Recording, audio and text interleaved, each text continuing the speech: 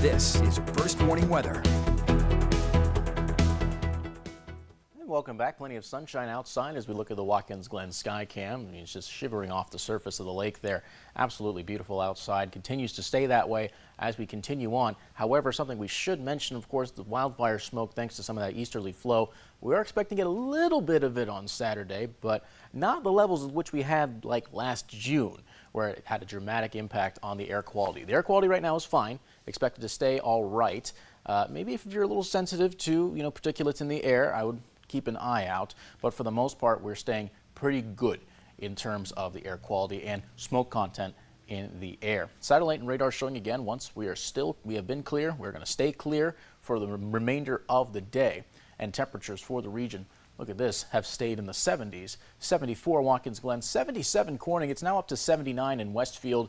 We look to the east, we see 73 Ithaca, 75 in Towanda. Pretty likely to get up closer and closer to the 80s for a good portion of the southern tier. The northern tier might stay just a tad below average. 79 in Elkland, 78 for Mansfield. Might just barely crack the 80s in a few spots. More likely to see 80 in Bath, Hornell, and Addison today. Lows, though, take a look at this swath of 50-degree conditions all throughout the southern tier, creeping down to the parts of Potter County. Close to 50, maybe a few places that could actually get below 50 degrees tonight. So a fairly cool evening. Might actually be able to close the window. Maybe you might have to turn the heat on. Just how cool it's going to get tonight, but certainly a lot different than some of the muggier and more humid evenings that we've had. And speaking of humidity, it is going to come back into play in the next couple of days.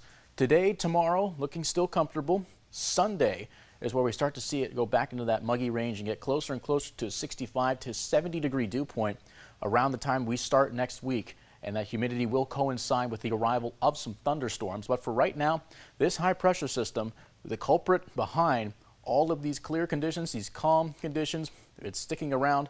But once we get to Tuesday, look at all this rain pushing into the region, continuing to just stay put and take its time. And it's going to be like that. Think of this large swaths of rain passing through the region. Wednesday looking like the big day where we're going to see the most possible rain according to current estimates.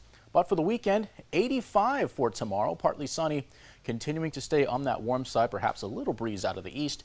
Wind direction changes from the east to the south, and we'll see up to the 90s potentially on Sunday. More of those mostly sunny conditions, going to be quite hot as we go into next week. We get up to 92 degrees for a high on Monday. Look at those thunderstorms coming back into play starting on Tuesday, stretching out over towards Wednesday and Thursday. So think after all this dry weather, we're going to be entering a bit of a stormy pattern midway through next week.